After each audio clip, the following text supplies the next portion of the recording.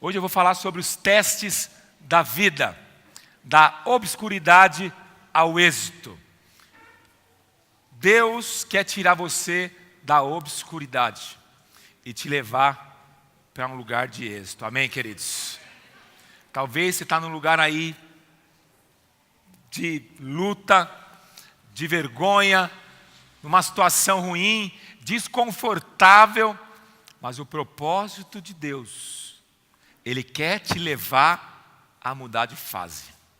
O problema é que quando nós temos um lugar de obscuridade até o lugar de êxito, existem fases na vida. Quem gosta de jogar videogame aqui? O problema é que nós queremos pular de fase. Só que com Deus não dá para pular de fase. Então você precisa passar pelas fases da vida, identificando as fases corretas para dar as respostas corretas. Então, quando há dificuldades, muitas pessoas elas param na dificuldade. Outro dia eu estava jogando videogame com meu filho e estava muito difícil passar de fase e nós paramos de jogar. E aí nós não chegamos aonde? No final do jogo. O problema é que na vida muitas vezes nós fazemos isso. E eu quero hoje alegorizar esse princípio com a história de Paulo. Abra a tua Bíblia. Lá em Atos capítulo 27, eu vou ler alguns versículos do capítulo 27 e 28, só para você entender do que se passa na vida de Paulo. Atos capítulo 27 e 28.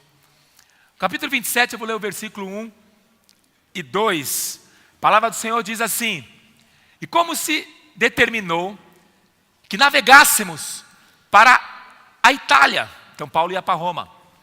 Entregaram Paulo e alguns outros presos a um centurião, por nome Júlio, da corte Augusta.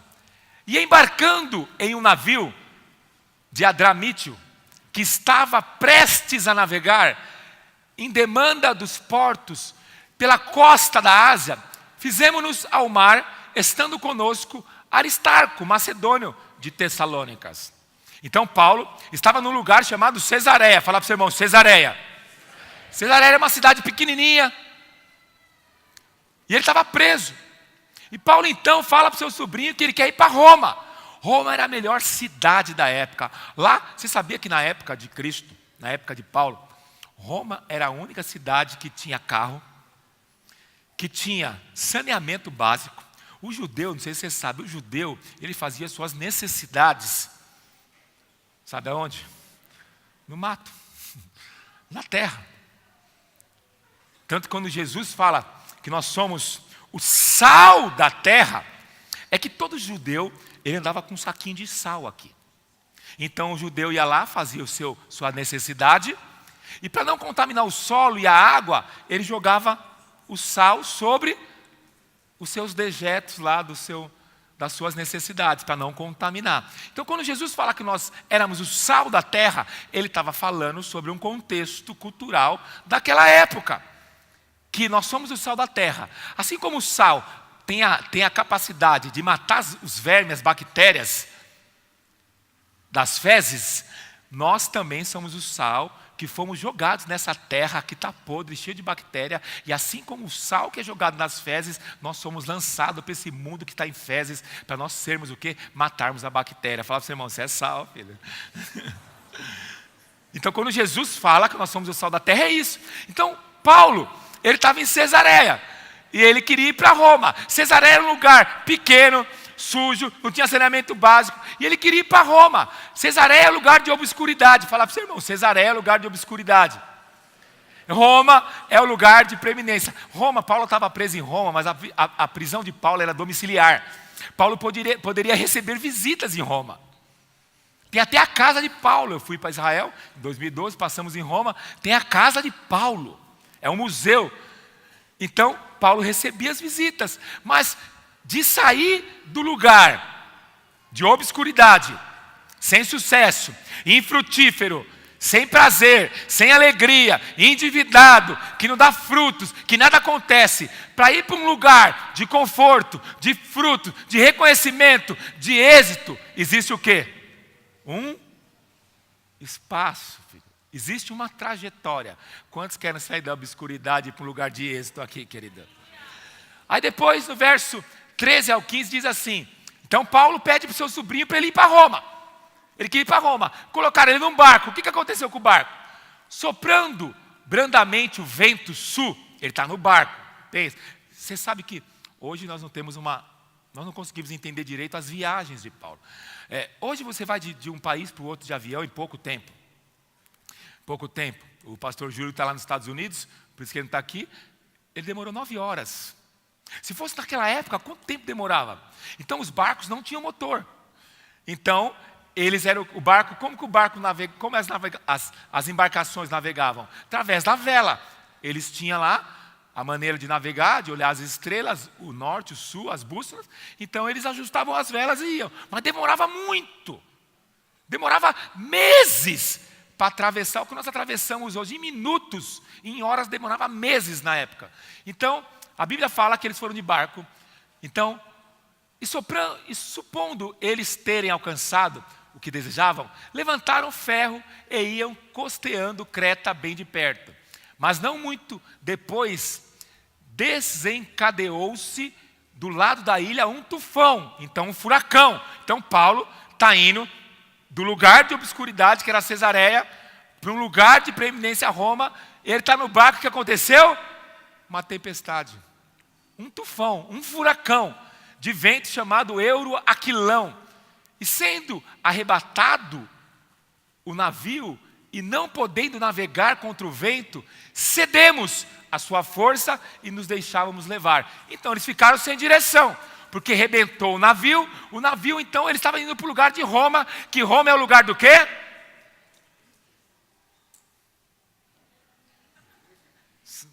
Roma é lugar do quê? Cesareia é lugar do quê, irmãos? Obscuridade. Roma é lugar do quê? Então ajuda o pregador aí. Roma é lugar do quê? Então eles estavam indo para o lugar de êxito, de sucesso. E aí aconteceu um furacão e o barco ficou à deriva. Pensa, o barco à deriva naquela época. E a Bíblia diz no verso 43, mas o centurião, querendo salvar a Paulo, estorvou-lhe este intento e mandou que os que pudessem nadar fossem os primeiros a lançar-se ao mar e alcançar a terra, e que os demais se salvassem, uns em tábuas e outros em quaisquer destroços do navio. Assim chegaram todos à terra salvos. Aí no verso 28, presta atenção no que acontece. Então eles estão salvos, eles chegaram numa terra firme, amém? Estando já salvos, soubemos então que a ilha se chamava Malta. Ele não queria ir para Malta. Ele queria ir para onde? Qual que era o destino? Mas aconteceu uma tempestade. O barco naufragou, eles tiveram que pular na água e nadar até Malta. Chegou naquela ilha, a Bíblia diz, os indígenas usaram conosco de não pouca humanidade, pois acenderam uma fogueira e nos recolheram a todos por causa da chuva que caía e por causa do frio. Ora, havendo Paulo ajuntado e posto sobre o fogo um feixe de gravetos, uma víbora. O que é víbora? Uma cobra.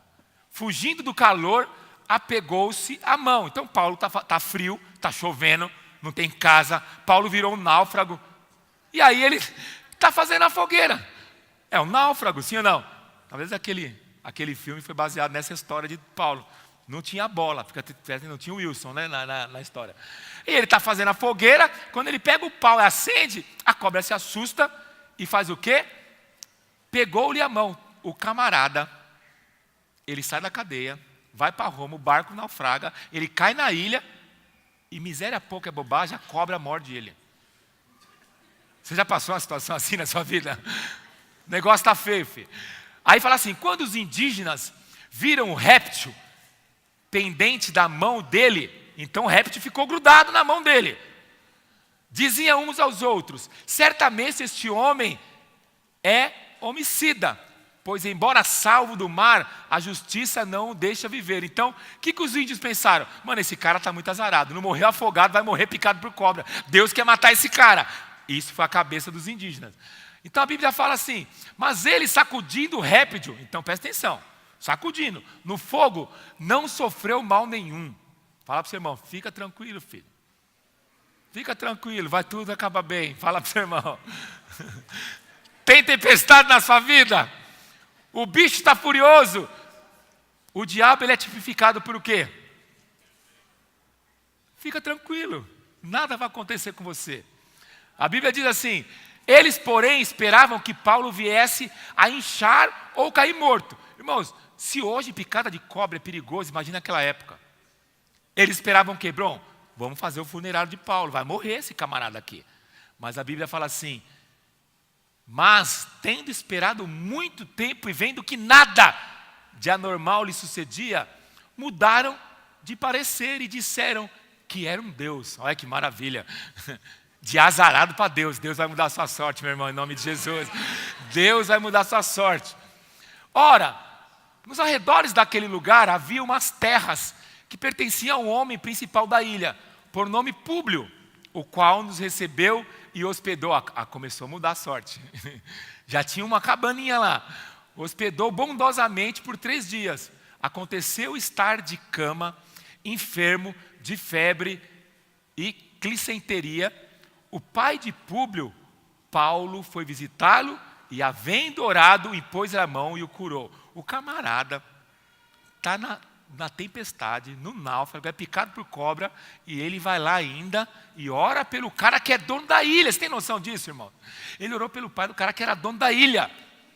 E o cara é curado. O que você acha que Paulo ganhou? O cara saiu da miséria para o sucesso. Agora, no verso 30, 31 fala assim, e morou 2 anos inteiros na casa que alugara, e recebia todos, aqui ele já estava em Roma, que visitavam, pregando o reino de Deus e ensinando as coisas concernentes ao Senhor Jesus Cristo, com toda a liberdade, sem impedimento algum, irmãos. Então nós vemos a história de Paulo, que ele sai de um lugar de muito tormento, de humilhação, que não frutificava. Quem já passou um momento da vida assim, que nada dá certo? Momento ruim, de vergonha. Agora, do sucesso ao fracasso, querido, que é de Cesareia a Roma, nós vamos enfrentar 3 coisas. Primeiro, você vai enfrentar na tua vida, se você quiser pular de fase e chegar ao sucesso. Quantos querem chegar ao sucesso aqui em todas as áreas da vida, querida? Você vai enfrentar 3 coisas. Primeiro, a tempestade. Você vai enfrentar a tempestade, filho. Isso é um fato da vida. A tempestade cai na cabeça de todo mundo. Você vai enfrentar a cobra. A cobra tipifica quem, irmãos? O diabo. Você vai ter que vencer o diabo. Você vai ter que enfrentar as resistências do diabo. Todo mundo que quer passar de um lugar sozinho, sem frutos, e para um lugar de preeminência, de sucesso, você vai ter que vencer a tempestade, a cobra e a ilha. Paulo ficou meses sozinho na ilha. Sozinho na ilha. Então 3 coisas você vai ter que vencer. Tempestade, a cobra e a ilha. Fala para o seu irmão, você já venceu a tempestade? Fala para ele, segura, a cobra está chegando, filho. Você já venceu a cobra? Vai ter um lugar que você... Quem já passou uma dificuldade na vida que você fala assim, meu, você está no meio da igreja, muita gente, no meio da célula, no meio da família, mas você tem assim, você tem um sentimento que você está sozinho na parada. Quem já teve esse sentimento? Parece que eu estou sozinho. Parece que nem Deus está te escutando. Quem já passou? Você ora, você não sente nada, você não sente arrepio. Você ora e ninguém te percebe. Porque é o seguinte, todo mundo que quer passar da obscuridade para o êxito vai ter que enfrentar a solidão, filho. Tem lutas que só você pode vencer. Ninguém pode vencer por você. Então esses são os 3 estágios que nós vamos falar. Como nós devemos vencer. Quando a tempestade vem, o que você deve fazer, filho? Tem muitos irmãos que eles são, quando a tempestade vem, eles ficam o quê? Desesperados. Paulo, querido, ele chega, presta atenção, querido. Paulo era fiel a Jesus. Se conhece depois de Jesus no Novo Testamento alguém mais fiel que Paulo? Porque qual que é o problema do crente? O problema do crente é que o outro crente está passando necessidade, tempestade, e ele fala, não, tem alguma coisa errada. Está na prova, Deus. Está na prova. O dia que você estiver passando luto, o irmão fala que você está na prova, você dá uma buqueta nele, mano. Já que é para lascar tudo, dá na orelha dele. Porque a última coisa que você não quer escutar quando você está na prova, é que você está na prova. Sim ou não? Eu me lembro quando me converti, me roubaram 3 carros em 1 ano. Tinha umas irmãs muito espiritual lá na igreja, elas falavam assim, o irmão é dizimista? Eu falava, eu e o capeta, quase que eu fiquei com vontade de falar. Você não quer escutar essas coisas, sim ou não? Paulo era fiel, não tinha nada na vida de Paulo. Na caminhada cristã, querido, não é uma matemática exata. Mesmo que você faça tudo direitinho, dê seu dízimo direitinho, serve a Deus direitinho, vem 52 cultos no ano, 52 células, dá oferta, é bonitinho, penteia o cabelo, toma banho, escova o dente, é bonitinho, paga todo mundo, paga os carnês da Casa Bahia, não atrasa cartão, seu limite não é estourado, você dá moeda no farol, seu score está alto, tá legal, aprovado. Você põe o cartão, o banco fala, quer dinheiro? Não, porque quando você está na pindaíba, meu irmão, quando você põe o cartão, o caixa fala, danger, perigo. Mas quando está bem as coisas, você põe o cartão, a tela já abre. Quando você quer? Quando você quer? O gerente sai dentro do caixa e fala assim, é tudo teu aqui.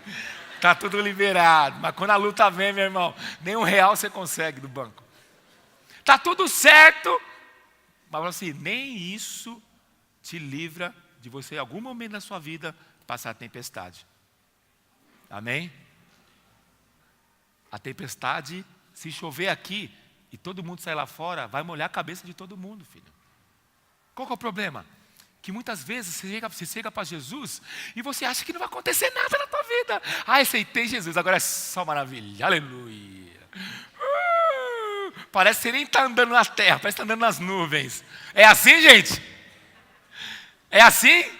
Mas você vende o evangelho assim para os outros, né? Você fala, vai estar tudo resolvido. Mentira, resolve nada. Em alguns casos vai piorar. Em alguns momentos vai piorar. Paulo tinha tudo certinho, querido. Ele era fiel a Jesus. Não tinha uma vida de pecado contra Deus. Mas presta atenção. E aí achamos, estranhamente, querido, que acontece na vida de Paulo. Mas o que é a tempestade? As tempestades são as lutas da vida, filho. Presta atenção, o que acontece hoje é que tem muito crente, vamos usar a gíria dos jovens do momento, tem muito crente Nutella. Fala para o seu irmão, você é um crente Nutella ou você é um crente raiz? Bateu uma chuvinha na cabeça, ele, ai, Deus não me ama. Ai, vou abandonar. Ai, coitado de mim. Meu irmão, vira homem, rapá. Larga de ser frouxo. A tempestade está na cabeça de todo mundo. Quando a tempestade, querido, caiu lá no barco, caiu sobre todo mundo que estava no barco.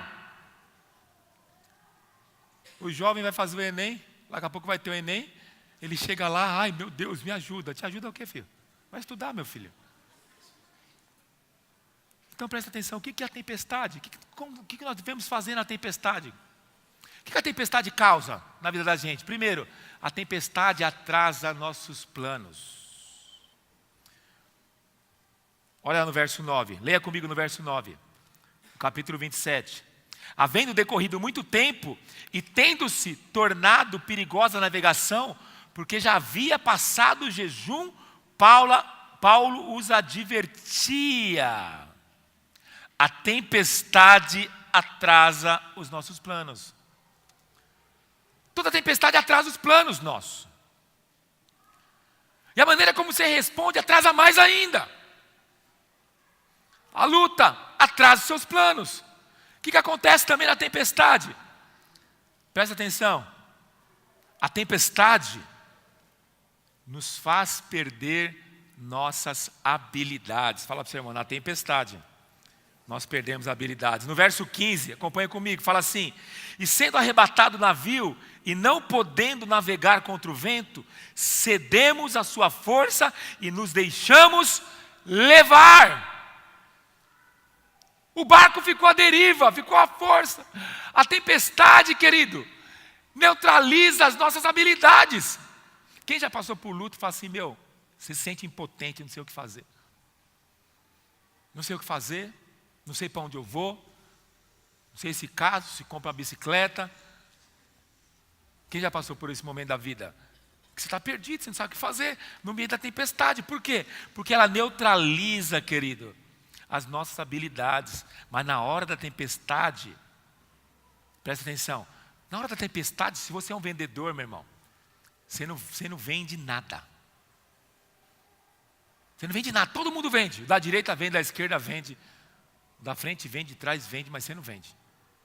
Na hora da tempestade, presta atenção, a impressão que dá, que parece que toda a água no mundo só cai na nossa cabeça.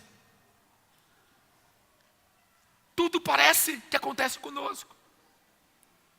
Na hora da tempestade, parece que tudo e todos estão cooperando contra nós. O que acontece na tempestade também? A tempestade mina a nossa esperança. Verso 20. Olha o que Paulo fala. Não aparecendo por muitos dias nem sol, nem estrelas, e sendo nós ainda abatidos por grande tempestade, fugiu-nos afinal toda a esperança de sermos salvos. A tempestade mina a nossa esperança, querido. A tempestade acaba com a nossa esperança. O que é esperança? Esperança é a certeza que eu estou esperando, mas que vai acontecer a mudança. Esperança não vem do verbo esperar. Esperança vem do verbo esperançar, que é a certeza que eu estou esperando, mas vai acontecer. A espera, que não é igual à esperança, a espera do verbo esperar, é você espera, mas você não tem a certeza que vai acontecer. Mas a esperança do verbo esperançar é, eu estou esperando, com uma certeza, Deus vai mudar minha sorte, Deus vai mudar minha família, Deus vai mudar o destino dos meus filhos, Deus vai mudar minha sorte em nome de Jesus. Dá um glória a Deus aí, meu irmão. A tempestade também não permite plano B. No verso 31 e 32, a Bíblia diz assim: disse Paulo ao centurião e aos soldados: se estes não ficarem no navio, não poderei salvar-nos. Então os soldados cortaram os cabos do batel e os deixaram cair, irmãos. Presta atenção, a tempestade não permite plano B. Não tem plano B na hora da tempestade. Você fica tão desorientado, querido. Você sabe que muitas vezes, eu li uma história muito interessante. Teve um general chamado Cortés, em 1517. Ele chegou na costa da Espanha com 11 navios. E tinha 700 marinheiros, com uma ordem de conquista no México. Mas ele chegando na praia, tinha mais de 70 mil mexicanos. Então, os 700 marinheiros contra 70 mil mexicanos. E eles falaram assim: coronel, qual que é o plano B? Quando eles olharam para trás, sabe o que o cara tinha feito com as 11 embarcações? Botado fogo nas 11 embarcações. Quando eles viram 70 mil soldados inimigos, ele queimou as embarcações, sabe para quê? Para não ter plano B. Quando eles perguntaram qual que é o plano B para ele falou assim: olha para trás, os barcos estavam tudo pegando fogo, não tinha plano B. Fala para o seu irmão: não tem plano B não, Jesus é o caminho, é o único plano A. Não adianta você correr e olhar para trás, é o único plano que tem, é o plano melhor, é o melhor plano, querido. O problema é que na tempestade, nós queremos que Deus responda sempre sim para nós. O problema é que na tempestade, a oração perfeita talvez é a oração que Deus te dá.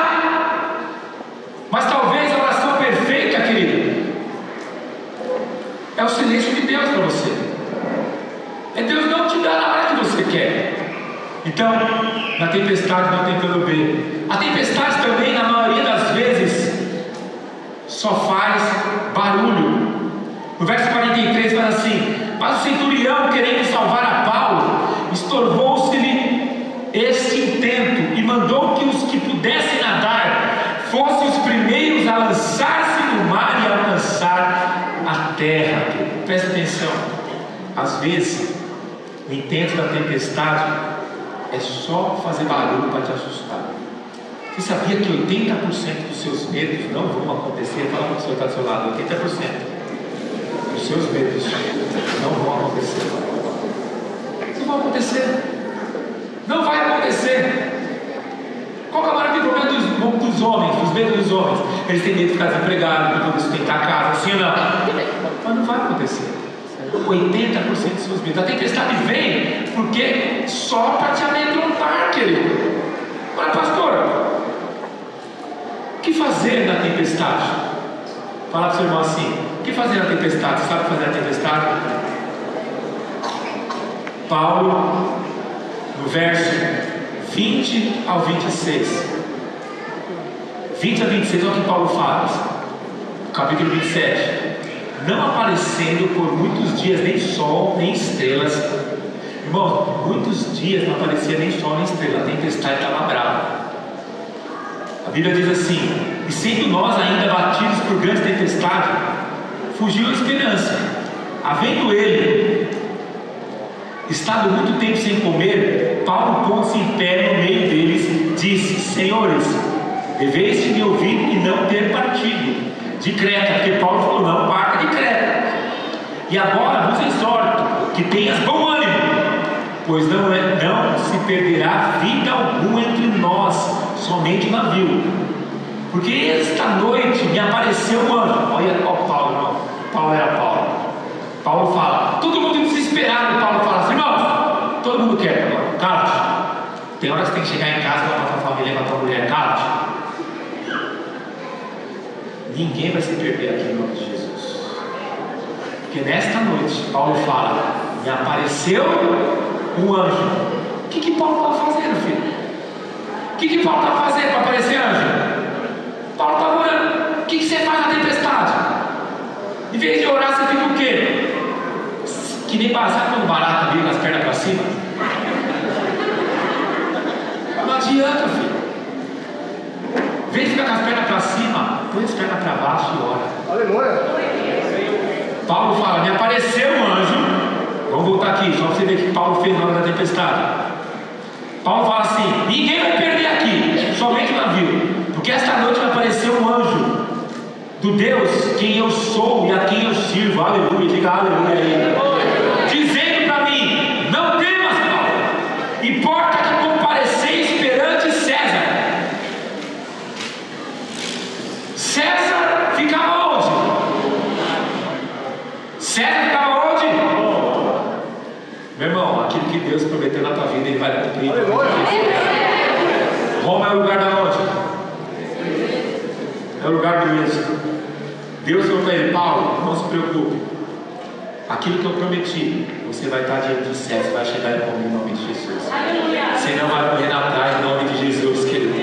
Você não vai morrer. Deus vai cumprir as promessas na sua vida em nome de Jesus, querido. Aí Paulo começa falando. Ainda Paulo fala, ainda Deus continua falando: e eis que Deus te deu todos os que navegam contigo. Portanto, senhores, tende bom ânimo, pois que creio em Deus que há de suceder assim como foi dito. Contudo é necessário irmos dar em alguma ilha. O que Paulo fala? O que Deus fala para Paulo? Paulo, tende bom ânimo. Qual é a sua postura na tempestade, meu irmão? Primeiro, vai buscar Deus. Segundo, tende bom ânimo. O que é bom ânimo? O que é uma pessoa que vive desanimada? O que é o ânimo? É o contrário de desânimo. Então o que é uma pessoa desanimada? É uma pessoa sem ânimo. O que Jesus disse? No mundo terei aflições, tende bom ânimo. Eu vou dizer algo para você. Na sua caminhada cristã, você pode perder muitas coisas, mas você não pode perder o ânimo. A Bíblia diz Aquele que vive de ânimo duplo ânimo. O que é duplo ânimo? Hoje eu estou bem, estou feliz de servir a Jesus, aleluia, glória a Deus. Mas as coisas vão mal. Deus não é bom. Irmãos, Deus é bom quando você está na bênção, quando você está na tempestade. Deus continua sendo bom o tempo todo. Deus continua sendo bom. Então Deus fala para Paulo, tem bom ânimo. O que você tem que fazer na tempestade, meu irmão? Você tem que procurar se animar no Senhor. Se anima no Senhor, querido. Anda com gente que te anima no Senhor. É interessante que a Bíblia fala para Paulo, ninguém vai se perder. Paulo acho que chegou, a Bíblia não conta, mas acho que Paulo chegou para os caras, fizeram uma roda, pegaram um violão e começaram a cantar um cântico. Deus continua sendo bom. E eles continuaram, imagina o barco a deriva. E eles cantando, Deus é bom, o tempo todo Deus é bom. E aí o ânimo começou a... Se Paulo começa a reclamar, fala assim, meu, estamos ferrados, nós vamos afogar, ninguém sabe nadar, nós vamos morrer. O que ia acontecer com o ânimo? Ia bater. Mas isso muda a situação. Reclamar muda a situação. Murmurar muda a situação. E por que você murmura então? O que muda a situação é você, mesmo em meio à tempestade, agradecer a Deus. Primeira coisa que você vai ter que vencer é a tempestade. Gente que não vence tempestade não chega a lugar nenhum. Tem muita gente que quer. Eles falam, pastor, eu quero ser pastor. Eu falei, você quer mesmo? Está pronto para ser? Você sabe que pastor sofre? Pastor, quer ser empresário. Mas você tem couro grosso para ser empresário? Você sabe o que é ter funcionário? Funcionário é carne de pescoço, filho. Às vezes quando eu vou em algum lugar que me atende muito mal, eu falo para minha esposa, aqui está tudo treinado para falir o dono. Tem lugar que eu entro, os funcionários parece que fizeram treinamento para quebrar o dono. Atende mal, são irresponsáveis, sujo, mal educado.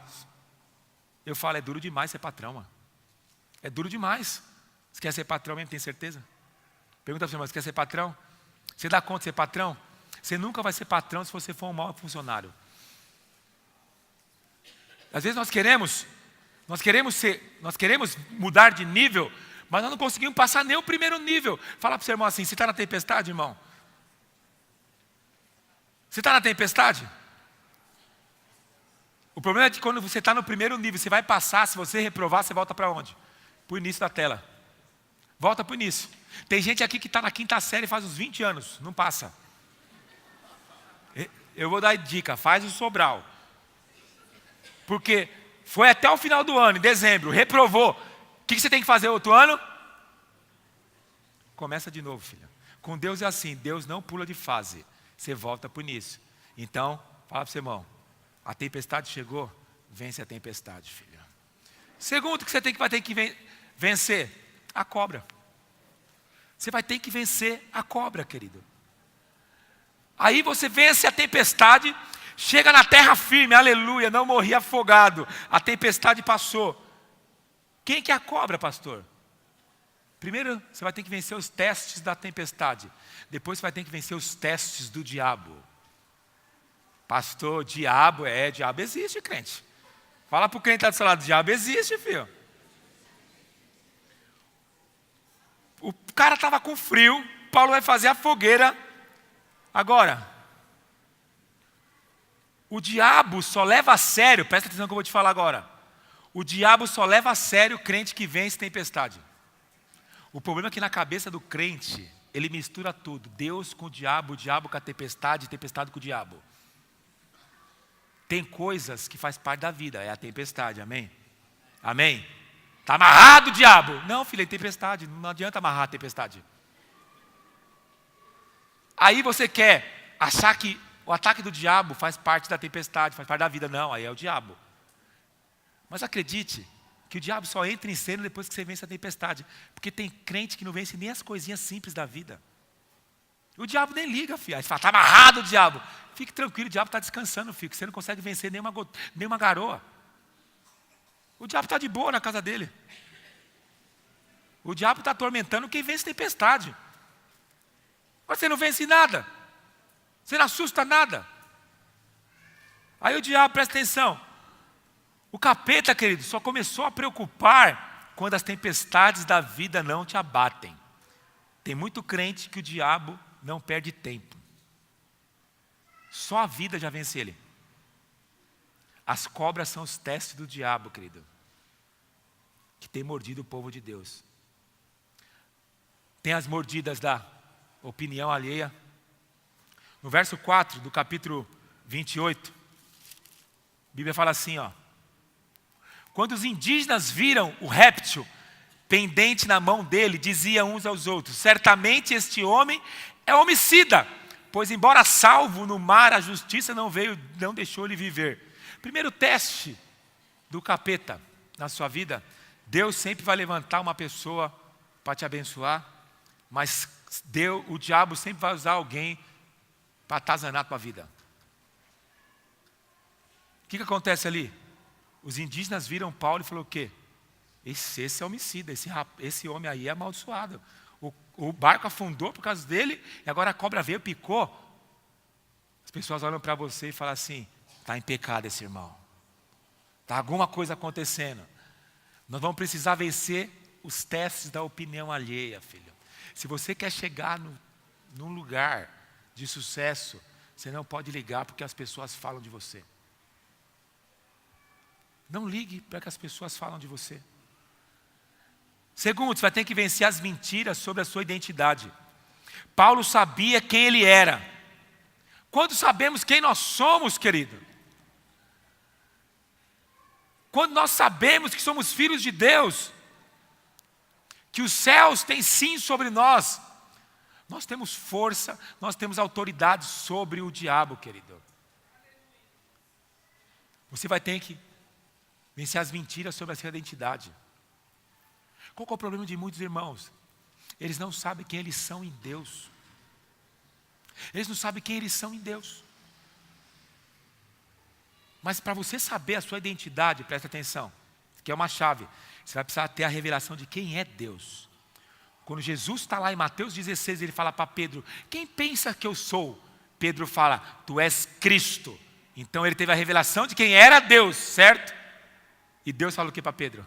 E tu és Pedro. Quando você sabe quem é Deus, Deus mostra quem é você em Deus.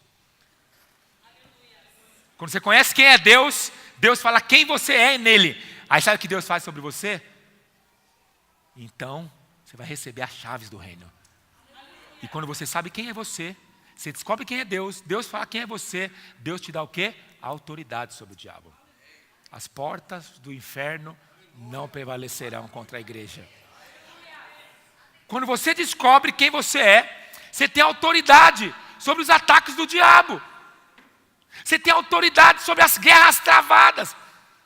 Alguém me disse esses dias aí: pastor, eu vi o diabo ali, ó. Vi um diabo ali, vi um diabo ali. Eu falei: é mesmo, irmão? Você viu o diabo? Viu o diabo? Eu vi o diabo ali, ó. Estava ali assim, em cima de uma pessoa ali. É diabo. Deixa eu falar algo para você, irmão. Você acha que nós estamos fazendo igreja e o diabo está batendo palma para nós? Ei, igreja. O diabo está ali na porta, crente, crente. O que a Bíblia fala? Que o diabo é como um leão que está ao derredor. Você viu o diabo, irmão? Parabéns. O diabo está aqui, você saiu aqui, o diabo está na porta. Ai, pastor, é verdade? É verdade, a Bíblia diz. Mas para um diabo, vou dizer algo para você que tem 2 anjos ao redor. Que a Bíblia fala que os anjos do Senhor acampam ao redor daqueles que temem. Então a briga é 2 contra 1. E tem mais Jesus dentro de você, 3 contra 1. E sobre você está o sangue de Jesus, ele não pode tocar em você, filho. Então para dar mérito para o diabo, tem irmão que dá glória para o diabo. Ai, o diabo, pastor. Eu não estou vendo o diabo não, estou vendo o sangue de Jesus na vida dos irmãos. E o diabo, sai de ré, Satanás, vai atormentar outro. Essa aqui é a verdade, estou vendo o diabo. Vai ver muito diabo, filho. Vai ver muito diabo, porque o diabo está aí. Querendo matar, roubar e destruir. O que você acha que esses políticos estão sob influência de quem que quer aprovar o aborto? Você acha que eles estão debaixo de influência de quem? Do diabo. Do diabo. Estamos chegando à eleição. Perto da eleição eu vou pregar sobre quem nós devemos votar. Não vou falar nomes não, só o princípio de como você escolher. Só vou falar um princípio hoje. Você deve votar, você não vote em pessoas. Você vote nas ideias e nos projetos. Nunca vote em um partido que é contra aquilo que nós acreditamos. Favor do aborto, favor do gênero, contra a igreja, favor de drogas, contra a família. Não vote nunca num partido assim. Amém? Já dei a dica para você.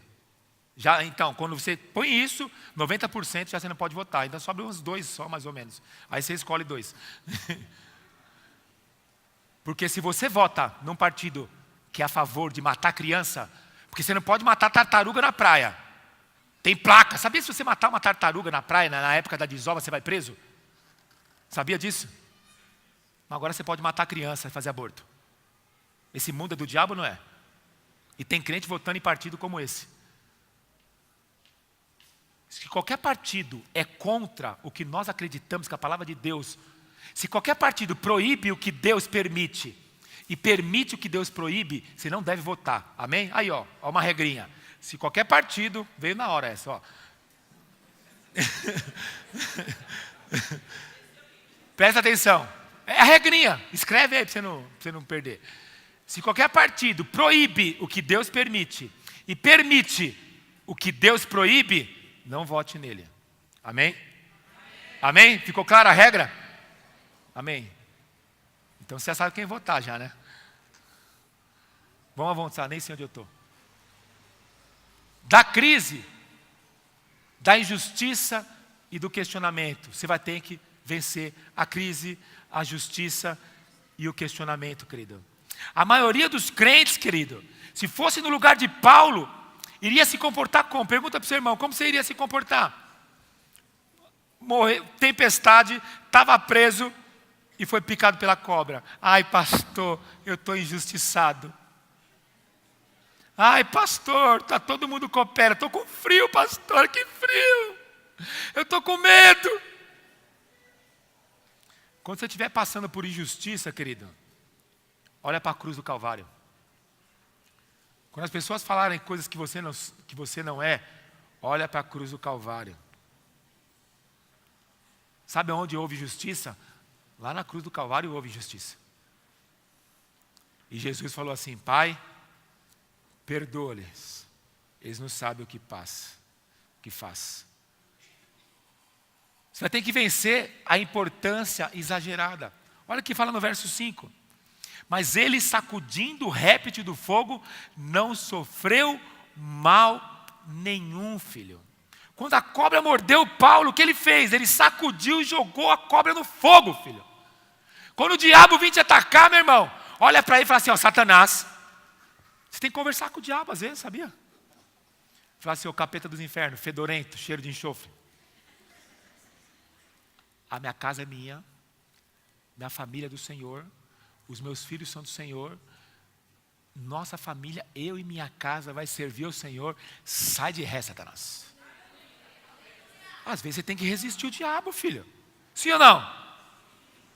Sabe aquele dia que você acorda, não aconteceu nada, tá bom, a mulher está de boa, não está de TPM, os filhos estão dormindo, o cachorro está tranquilo na casinha, a casa está limpa, a geladeira está cheia, a conta está boa, mas você acorda estranho e fala assim: meu, uma angústia. Quem já acordou assim? Uma ansiedade no coração. Fala assim: meu, tem alguma coisa. Está tudo bom. Você tem vontade de comer, mas acabou de comer. Não é fome não, isso aí é... O que você tem que fazer? Resiste, que às vezes é o capiroto, filho. Capiroto. Outro dia a irmã falou assim: pastor, estou sonhando toda noite. Sonha com o que, irmã? Estou sonhando com demônio, com tudo. É o diabo que queria te atormentar, filho. Que Deus não ia te botar demônio no teu sonho, não. A Bíblia fala que Deus abençoa o sono do justo, vai abençoar sonhando você. Eu sei que você é jovem, você deve sonhar com um monte de coisa. Eu falo para as pessoas, minha esposa fala assim: você não sonha? Eu falo: eu não sonho, sonho nada. Se eu sonho, eu não lembro. Eu morro à noite e ressuscito de dia. Sim que é bom. Tem crente que é tão atormentado que está acordado, ele está atormentado dos outros. Quando ele dorme, ele vive atormentado também. Nem dormindo você tem paz, mano. Sim ou não? Você tem que fazer o quê, irmãos? Não, não aceita essas coisas não. Não pode aceitar, querido. Não pode aceitar. O que você faz? Presta atenção. Como vencer a cobra? O que Paulo fez com a cobra, irmãos? Vamos acompanhar aqui. Sabe o que Paulo fez? Paulo jogou a cobra no fogo. Fala para o seu irmão. Joga a cobra no fogo. Aonde tem fogo, o diabo sai correndo, filha. Paulo pegou a cobra e jogou ela no fogo. Aonde tem fogo, não tem cobra. Aonde tem fogo de Deus, o diabo sai correndo. Fala para o seu irmão, tem fogo aí na tua casa? Tem fogo na tua célula? Tem fogo na sua vida? Olha aqui Pedro fala. Sede sóbrios, vigiai. Vosso adversário, o diabo. Então fique feliz, filho. O diabo é seu adversário. O diabo não é seu amigo, não. Um anjinho bonitinho. Ele é o quê? Anda em derredor, rugindo como leão e procurando quem possa tragar. O diabo, ele anda de redor, rugindo como um leão, procurando, presta atenção, procurando, não esqueça essa palavra, procurando, fala para o seu irmão, procurando. Quem possa tragar. Ele está procurando, amém? Fala para o seu irmão assim, ele vai te achar. Quem que ele acha? A Bíblia diz que o diabo ele é como um leão. Quem já viu aquele filme que o leão, ele chega numa manada de gnu, e aí ele fica ameaçando, Quem já viu esse? Aí o que acontece? Quem que o leão pega? O gnu-chefe? Então ele fica assim, o diabo fica assim em você, ó. Quer ver? Vem aqui, Odair, vem aqui.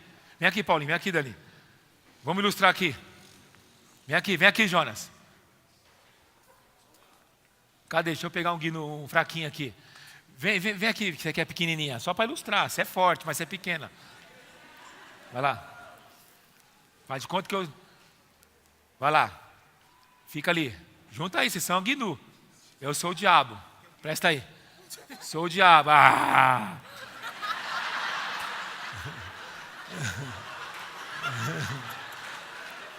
Eu vou ameaçar, vocês correm e ela fica. Vocês correm, beleza?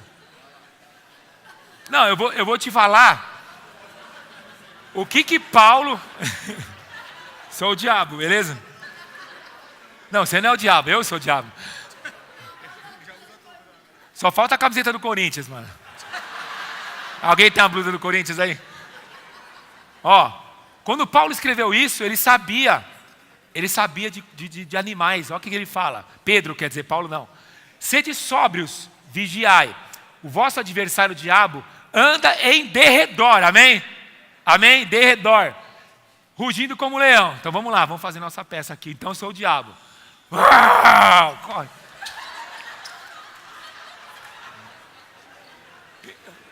É uns cabas mole, né? O diabo fica, corre daí. O diabo, ele ameaça. Aí quando ameaça, quem que fica? Fraquinho. Aí o diabo vem. Sumiu, ó. Presta atenção. Quando o diabo vir te atacar, você não tem que correr. Você tem que ficar junto com o rebanho. Agora os fortes vêm para frente e põe ela para trás agora. Quando eu falar, ó, vocês faz cara de macho. Vai, cara de macho, hein? Vai. Ah! Cara de macho. Cara de macho, hein? Presta atenção. Tá dando risada, mano? Quando o diabo vir atacar, o rebanho tem que fazer o quê?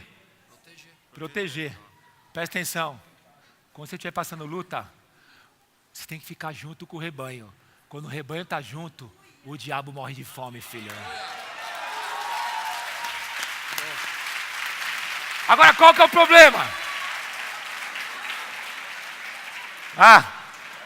Agora o diabo é você, mano. Quando o diabo vir te atacar, primeira coisa que crente faz quando está passando luta, ele fica sozinho. E quando ele fica isolado, o diabo faz o quê? Traga ele. Mas quando você está passando luta, você tem que ficar junto com o rebanho, porque quando você está junto com o rebanho, o diabo fica com fome, filho. O diabo fica com fome. Então, na hora que o diabo vir, corre para o rebanho. Corre para o rebanho, porque onde tem rebanho, tem crente, tem fogo, filho. E o diabo não chega perto do fogo. Terceiro, cadê o pessoal? Vem aqui, Ricardo, sobe aqui. Terceiro teste. Primeiro teste qual que é? Qual que é o primeiro teste? Segundo teste? Terceiro teste. A ilha. Aí você vence a tempestade, vence a cobra e chega na ilha. A tempestade são os testes da vida. A cobra são os testes do diabo. Mas a ilha são os testes de Deus. A tempestade são os testes da vida. A cobra é os testes do diabo. Mas a ilha são os testes de Deus na sua vida, filho. Você vence os testes de Deus? O problema é que às vezes você está na ilha e você está expulsando o diabo. Não adianta expulsar o diabo se é Deus. Deus levou Paulo naquela ilha. A ilha são os testes de Deus. E se você é Paulo, Deus te colocou na ilha. Imagine Paulo, apóstolo Paulo, naquela ilhazinha. Paulo está chegando na sua vida. Paulo aqui, ó, nesse texto aqui de 28, ele está no final da vida dele. Paulo já tinha vivido de tudo. Ele está bem no final da vida dele. E colocaram ele numa ilhazinha. Mas o que fez Paulo? A ilha é o lugar de você ser aprovado, filho. Mas Paulo faz o quê? Tem gente que nessa ilha, Paulo está na ilha. Me lembro, uns 4 anos atrás, eu fiquei internado. Fiquei lá na ilha, no hospital, internado 12 dias. Aí minha cunhada que me ama, gente boa pra caramba, me levou no hospital lá. Hospital, fiquei num lugar que chamava Choque. Ela conhecia uma médica lá no Santa Marcelina, estavam desconfiados que eu estava com linfoma, que é câncer. Aí eu estou lá, só que lá é o seguinte, chegou lá tem que ficar no choque, chama choque. Alguém já ficou no choque? Alguém ficou no choque? Não fica não, você não sabe o que é o choque. Eu fiquei 2 dias no choque, 4 pessoas do meu lado morreu. Chegava nego baleado, um tumor saindo assim para fora. Aí tinha o seu Antônio, quem era o seu Antônio? O seu Antônio é um cara que estava com câncer terminal, gente boa, fiz amizade com ele. Pregando para ele, porque quando Deus te coloca na ilha, ou você fica se esperneando, ou você fica pregando Jesus.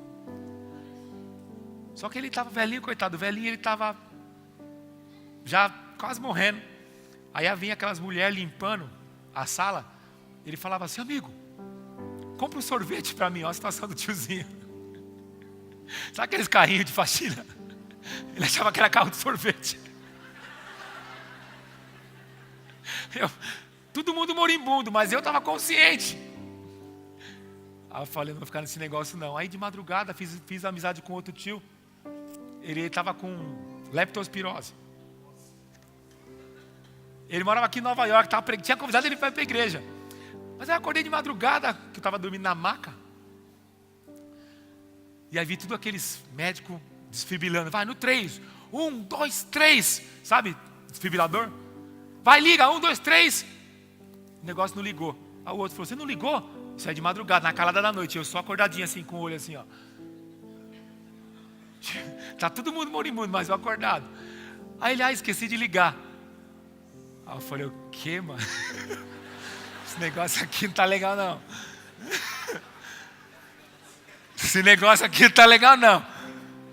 Minha cunhada, gente boa pra caramba, me levou nesse lugar aí. Liguei pra minha esposa, ó, tô assinando minha alta, tô vazando desse lugar aqui. 2 dias eu fiquei, morreu 4. Eu falei, eu vou ser o próximo.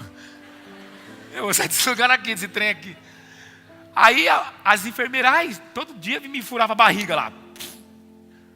Aí a enfermeira veio. Você precisa comer, senão você vai melhorar. Eu falei assim, filha, vem aqui. Senta aqui comigo na maca. Vamos comer eu e você. Ela, não consigo comer aqui não. Eu falei, filha, você trabalha aqui 10 anos, não consegue. Você acha que eu vou conseguir com um vomitando sangue, o outro morrendo com tiro, o outro com tumor saindo pela boca? Vamos comer aqui nós dois. Ai, não consigo comer não. Eu falei, então fica na sua, filha. Assinei minha alta. Assinei minha alta, os médicos, você tá louco, você quer que eu me assina, filho?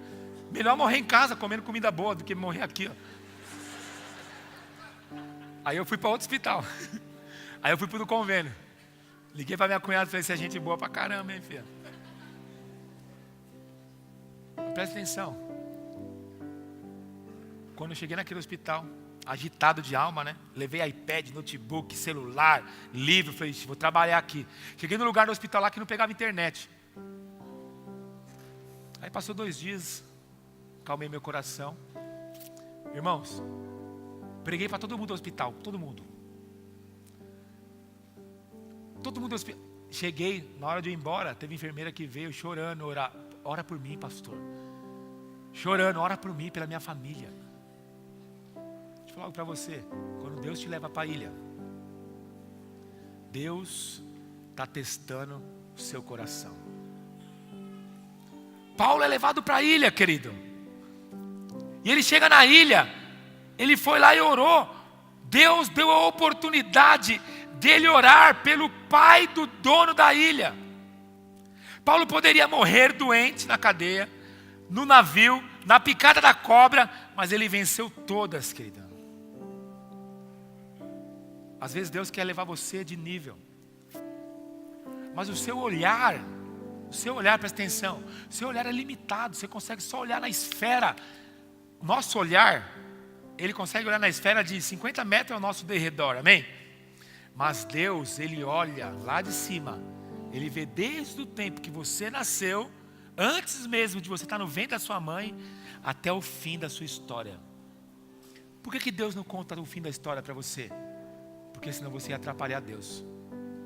Mas às vezes você está só vendo a tempestade. Mas acredite, por trás da tempestade tem uma embarcação para Roma, o lugar que Deus vai te levar, lugar de êxito, de frutificação, de prosperidade. Mas aí você não passa nos testes. Mas se você não passar nos testes, Deus não pode te promover, querido.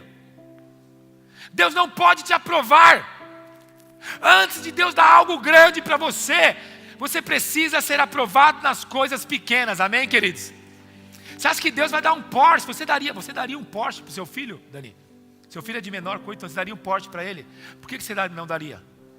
Porque ele não sabe dirigir, ele não está preparado. Deus quer te dar algo grande, mas você sabe lidar? Deus quer te prosperar, mas você sabe lidar com a prosperidade? Deus quer te dar um povo, mas você sabe lidar com o povo? Você vai tratar o povo que nem escravo seu. Deus quer te dar pessoas, mas você sabe tratar pessoas? Você tem cuidado de pessoas? E aí você passa no teste do que? Da ilha, fica sozinho. Sozinho. Eu me lembro, irmãos, quando nós fomos abrir essa igreja, passei tempos de solidão. Muitas setas do diabo na minha mente. E eu chegava diante do povo e falava assim, Deus vai nos dar, Deus vai conquistar, nós vamos avançar. Mas quando chegava na minha casa, o diabo falava para mim, quem é você? Quem você pensa que é? Eu chegava na igreja e os irmãozinhos falavam assim, sabe que os membros falavam para mim quando eu comecei a pastorear? É o menino de Deus. Eu era um menino de Deus. Só faltava assim, morar na cidade de Deus, né? Mas não morava, que é em São Paulo. Sabe que as pessoas falavam de mim? Que eu era um menino de Deus. Sabe o que diziam de mim? Falavam assim, vamos ver onde vai chegar esses menininhos. Aí eu entrava no meu quarto, uma crise de identidade, porque eu não sabia quem eu era. E quando você não sabe quem você é, você precisa saber quem Deus é. E quando você sabe quem Deus é, aí Deus vai falar assim, você é Pedro. E aí Deus vai dar autoridade para você. Eu chegava diante de Deus, lutas terríveis internas. Lutas internas terríveis. Sozinho, porque ninguém poderia fazer nada. A luta era eu e Deus. era Paulo na ilha de Malta. Quando você vence a ilha, filho, e é aprovado por Deus, Deus te tira da ilha e leva você para Roma. Talvez você não está enxergando Roma, que é um lugar de sucesso, de preeminência. Mas por detrás dessas nuvens, Paulo fala que ficou dias sem ver o sol e as estrelas. De vez em quando, você tem que sair da tua casa. Mesmo em tempos nublados, você olha para cima, você não enxerga nada, você não tem esperança, você não tem dinheiro, você não tem pessoas, você não tem gente perto de você, mas você olha para cima, fala para Deus: Deus, eu não estou vendo o sol, porque o dia está nublado, mas eu tenho uma certeza que de trás dessas nuvens, o sol da justiça está aí, filho. Eu não estou vendo o sol. Tem dias que você não vê o sol, filho. Tem dias que o sol não vai aparecer para você. Já vivi dias nublados, meses nublados, anos nublados. E eu olhava para cima e falava assim: Deus, eu não estou vendo o sol, mas como o ar que eu estou respirando que eu não estou vendo, eu estou vendo o sol por detrás das nuvens. E esse dia vai acontecer. Vai ter um dia que eu vou acordar e não vai ter mais nuvem. Vai ter o sol brilhando sobre a minha casa, sobre a minha vida, sobre a minha cabeça, querido. Gostaria de dizer para você: não importa o que você esteja passando, dê uma resposta para Deus, filho. Responda para Deus. Porque se você responder para Deus positivamente, Paulo fala em Romanos capítulo 8, verso 28, todas as coisas vão cooperar para o teu bem. A tempestade são os testes da vida, nós vamos passar. Entenda isso. A cobra são os testes do diabo, mas a ilha são os testes de Deus. O que a ilha nos ensina? A ilha, alinhar nossas motivações. Fala para o seu irmão: na ilha se alinha suas motivações. Paulo estava acostumado a pregar para multidões, filho. Ele foi para pregar para um. Na ilha, Deus alinha as nossas motivações. Na ilha, Deus ensina a dar importância às coisas certas. Quando você está sozinho, Deus te ensina a dar importância às coisas certas. Talvez Deus quer ajustar as suas prioridades. Então Ele te leva para a ilha, para você refletir, repensar e ajustar o que é importante. E eu vou te falar o que é importante. Se você tem dificuldade de dar importância para as coisas que são importantes, tem muita gente que dá importância para as coisas erradas. Você quer saber as importâncias, as prioridades? Primeiro é Deus. Fala para o seu irmão: primeiro é Deus. Deus acima de pessoas, amém? Deus acima de tudo, amém? Segundo, pastor, sua família. Fala para o seu irmão: sua família. Sua esposa e seus filhos acima das coisas, mas nunca acima de Deus. Terceiro, pessoas são mais importantes que coisas. Sua família é mais importante que o teu trabalho. Quarto, a igreja é mais importante que as coisas. E por último, o seu trabalho é mais importante que a sua diversão. Obedece essas regras e Deus alinha as suas prioridades. Na ilha, Deus nos ensina a voltar à essência. A essência daquilo que Ele te chamou. Paulo ficou sozinho. E o que Paulo foi fazer quando estava sozinho? Foi orar por um velhinho enfermo. Qual a última vez que você não ora por um velhinho enfermo? Paulo foi orar por um velhinho.